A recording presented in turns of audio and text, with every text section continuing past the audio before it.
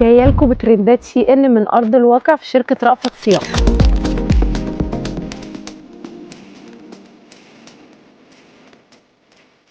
بصي الدلع، بصي الحلاوه، حلويات.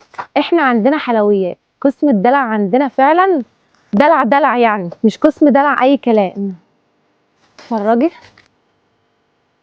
ومش موديل واحد ولا اتنين ولا تلاته ولا اربعه، دول كتير جدا. بصي الحته التايجر دي حاجه اخر قله ادب يعني. اتفرجي، بصي الحته دي، لو ليكي في الدلع فعلا انت لازم تيجي عندنا، ولو مالكيش لازم تيجي برضه عشان نعرفك الدلع واعلمهولك يا ستي. بصي مش هتلاقي دلع اكتر من كده على فكره. بصي الحته دي، بصي، ومش موديل ولا اتنين ولا تلاته ولا اربعه، عندنا بكميات موجوده عندنا في شركه رأفت صيام، ومستنيينكم من ارض الدلع في شركه رأفت صيام فرع المحله القومي.